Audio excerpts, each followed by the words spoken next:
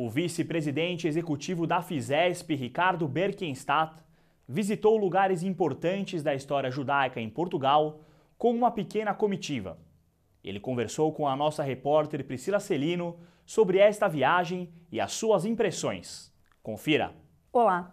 Hoje eu vou conversar com o vice-presidente executivo da Federação Israelita do Estado de São Paulo, Ricardo Berkenstadt. Ele visitou Portugal no início de março e conheceu um pouco da história judaica do país. Tudo bom, Ricardo? Tudo bom, Priscila. Como é que surgiu essa iniciativa e essa ideia de ir para Portugal conhecer um pouco a história judaica de lá? Foi um convite do governo português, através do Escritório de Turismo de Portugal em São Paulo, que chegou a nós através do Márcio Pitliuk, um cineasta que já havia tido contato. E a intenção básica deles é desenvolver um pouco a questão do turismo judaico em Portugal. As pessoas acabam indo muito à Espanha e não conhecem a riqueza de Portugal no que diz respeito à história judaica.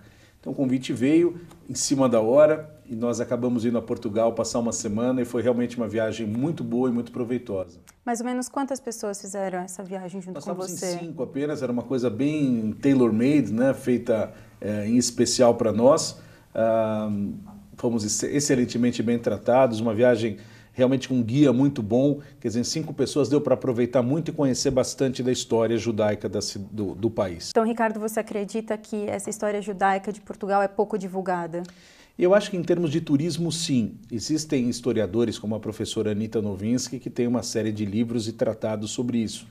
Mas o turismo, sim. Até porque a comunidade judaica que vai à Europa para ver a parte judaica, geralmente ela continua até Israel. E não existe voos de Lisboa a Tel Aviv. Ou seja, ele teria que fazer escala numa outra cidade europeia, o que acaba atrapalhando um pouco o programa. Então, eu acho que ainda o número de turistas é aquém daquilo que Portugal pode oferecer. E teve algum lugar que você se emocionou bastante nessa visita?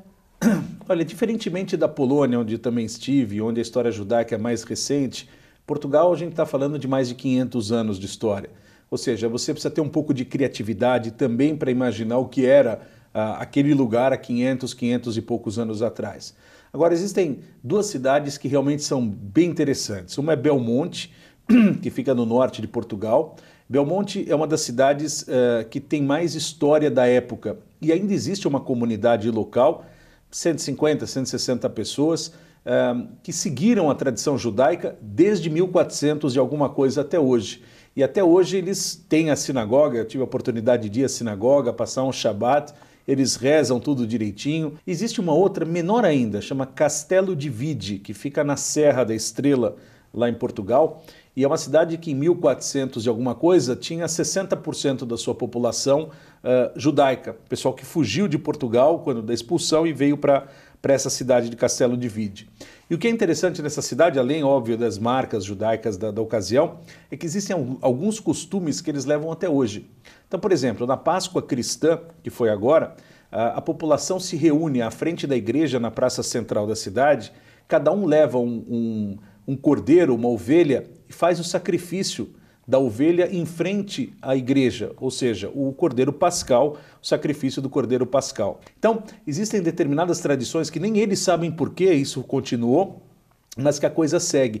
Em Castelo de Vide a gente entrou numa casinha pequenininha, bem velha, que dentro na sala tinha um pequeno altar, uma mini capela de devoção católica, e descobriram alguns anos atrás que atrás de um grande armário onde se guardava a louça, eles tiraram de lá e tinha uma pequena sinagoga escondida.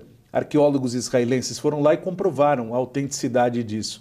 Então, são pequenos detalhes que te fazem remontar a 1490 ou até 1496, quando houve o édito de Dom Manuel, o rei de Portugal, da expulsão dos judeus de lá. Então seria uma redescoberta dessa história judaica, que às vezes está escondida, construíram algo por cima? Com certeza, e há um investimento do governo português para trazer isso de volta. Foi uma história rica, os judeus tiveram uma participação muito importante em Portugal. Se a gente pensar no descobrimento do Brasil, Pero Vaz de Caminha era judeu, ou seja, na nau de Cabral vieram muitos judeus também, ou cristãos novos, enfim, como a gente quiser chamar. Mas sim há um redescobrimento, há marcas nas paredes, desde aquela época, onde as casas dos judeus eram marcadas. E essas marcas seguem na parede 500 anos depois. Tem as judiarias, que eles chamam, que eram as ruas onde os judeus viviam, que hoje estão demarcadas. Lógico, você não tem mais nenhuma construção da época, mas você tem uma ideia, uma noção de como eles viviam. É bem interessante mesmo, é um país, primeiro pelo idioma muito fácil, né, da gente se entender, e é um país que está muito aberto, eu senti isso, a presença de grupos judaicos e a divulgar essa história. E em Lisboa também é forte essa presença da comunidade judaica? Lisboa hoje é a cidade que tem mais judeus em Portugal. Eu acho que são cerca de 1.000 judeus que vivem em Portugal, 95% deles em Lisboa.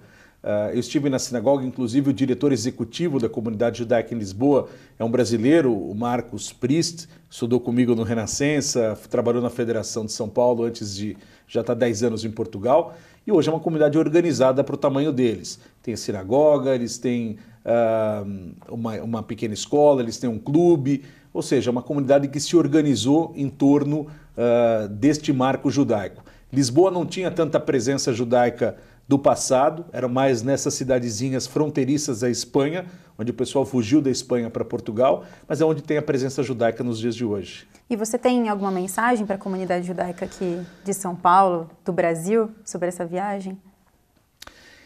Que quem tiver a oportunidade de buscar a sua história, buscar seu passado, principalmente a comunidade sefaradi, eu acho que vale a pena porque é muito rico. Não ficar apenas nos dias de hoje, mas buscar o seu passado. A Espanha tem também, com Toledo, com Madrid, com outras cidades, também uma história muito linda, mas vale a pena vir um pouco antes, ir a Portugal, ficar o tempo necessário e sair de lá realmente encantado com a delicadeza do povo, com a maneira como nós somos tratados e com essa história milenar. Muito obrigada, Ricardo. Obrigado a vocês. Shalom Brasil. E você, continue com o Shalom Brasil.